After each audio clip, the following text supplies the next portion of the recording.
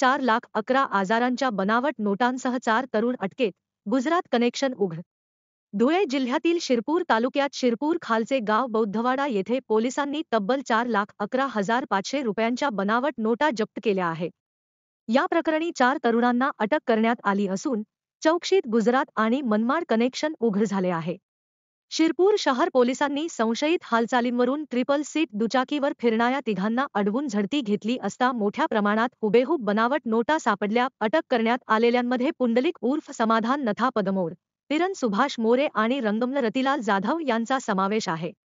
सखोल चौकशीत आरोपी पुंडलिक पदमोर याने या नोटा गौरव सुखदेव ठोंबरे राहणार चांदवड, नाशिक 1 याने पुरवल्याची कबुली दिली. आरोपींनी या बनावट नोटा फॉरवर्ड करण्याचे काम हाती घेतले होते. त्या बदल्यात त्यांना 20 ते 30 हजार रुपये देण्याचे आश्वासन देण्यात आले होते.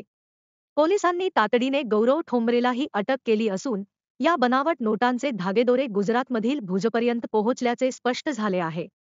या प्रकरणी अधिक तपास सुरू असून आणखी काही जणांची नावे समोर येण्याची शक्यता आहे.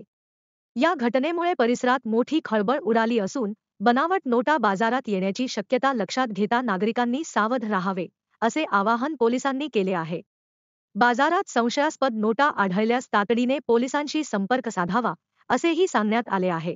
दिनांक 2 फेब्रुवारी 2025 रोजी दुपारी 13:15 वाजेच्या सुमारास पुंडलिक पदमोर राहणार हट्टी तालुका साक्री आणि दुसरा पिरन सुभाष मोरे राहणार चांदपुरी तालुका शिरपूर व तिसरा रंगमल रतिलाल जाधव राहणार ऐंचाडे तालुका साक्री या 3 लोकांना संशयितरित्या फिरताना ताब्यात घेण्यात आलं होतं. त्यांच्याकडे त्यांना पोलीस स्टेशनला आणून त्यांची अंग झडती घेतली असता त्यांच्याकडे सुमारे 4,11,500 रुपयाच्या 500 रुपये दराच्या चलनी नोटा मिळून आलेल्या आहेत. त्यांना सदर गुन्ह्यात अटक केलेली आहे.